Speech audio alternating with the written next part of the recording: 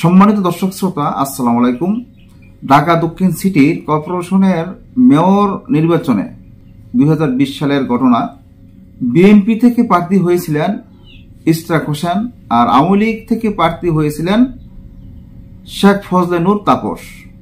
দুইজনের মধ্যে নির্বাচনের একটা প্রতিদ্বন্দ্বিতা চলছিল। সেই নির্বাচনের ফলাফলে শেখ ফজলে নূর তাপস পেয়েছিলেন 4,24,595 ভোট। তার প্রধান প্রতিদ্বন্দ্বী বিএনপির প্রার্থী ইশরাক হোসেন পান 2,36,512 ভোট। পরে এই নির্বাচনের ব্যাপক কারচুপি ও অনিয়মের অভিযোগ তোলেন ইশরাক হোসেন। সেই ইশরাক হোসেন ভোটের যে অনিয়ম এটা নিয়ে একটা মামলা করেছিলেন।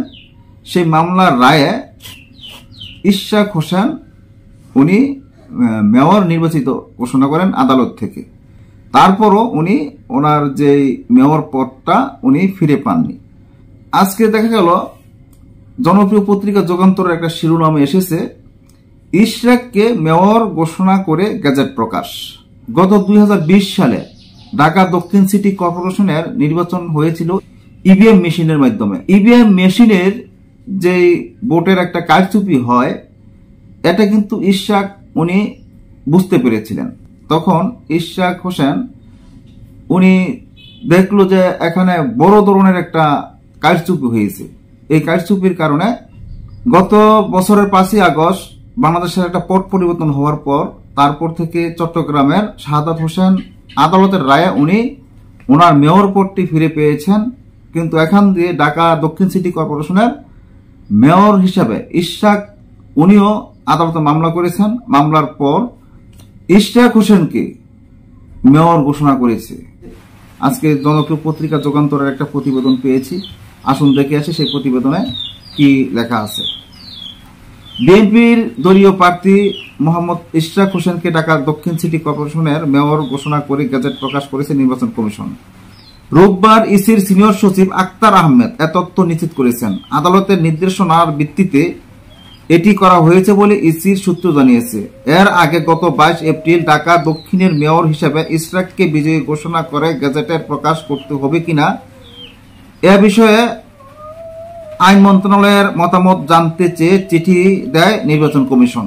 সেখান থেকে ইতিবাচক সাড়া পাওয়ার পর সিইসি অন্যান্য কমিশনার ও কর্মকর্তাদের নিয়ে এক সভা করেন, যেখানে রাতেই গেজেট জারির সিদ্ধান্ত নেওয়া হয়। গত 27 মার্চ 2020 সালের 1 ফেব্রুয়ারি অনুষ্ঠিত হওয়া ঢাকা দক্ষিণ সিটি কর্পোরেশনের নির্বাচনে বিএনপির দলীয় প্রার্থী ইশরাক হোসেনকে জয়ী ঘোষণা করেন আদালত। নির্বাচনী ট্রাইব্যুনালে দায়িত্বপ্রাপ্ত ঢাকার প্রথম যুগ্ম জেলা জজ মোহাম্মদ নুরুল ইসলাম এ রায় ঘোষণা করেন। এদিন রায় ঘোষণার সময় আদালতে উপস্থিত ছিলেন ইশরাক হোসেন। রায় নৌকা প্রতীক নিয়ে সাবেক মেয়র শেখ ফজলে নূর তাপসকে মেয়র হিসেবে সরকারের গেজেট বাতিল করা হয়।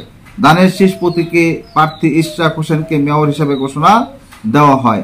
জানা যায়, সিটি কর্পোরেশনের অনিয়ম, দুর্নীতি ও অগ্রহণযোগ্য অভিযোগে ডিএসসিসি নির্বাচন ও ফল বাতিল চেয়ে 2020 সালের 3 মার্চ মামলা করেছিলেন মেয়র প্রার্থী ইশরাক হোসেন। মামলায় তৎকালীন প্রধান নির্বাচন commissioner KM Nurul Huda, returning কর্মকর্তা মোহাম্মদ আব্দুল বাতেন ও দক্ষিণ সিটি কর্পোরেশনের মেয়র ব্যারিস্টার শেখ ফজলে নূর তাপস সহ মোট 8 জনকে বিবাদী করা হয়।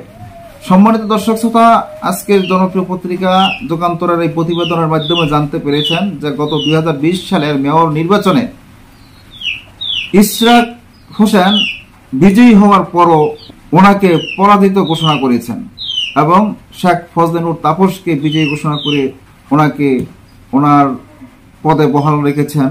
আদালতের যে মামলার রায়, সেই রায় অনুযায়ী বিএনপির যে নেতা, বিএনপির যে প্রার্থী ছিলেন ইশরাক হোসেন, উনি মেয়র হয়েছেন। আজকে ওনার মেয়র পদের যে গেজেট প্রকাশ করেছেন।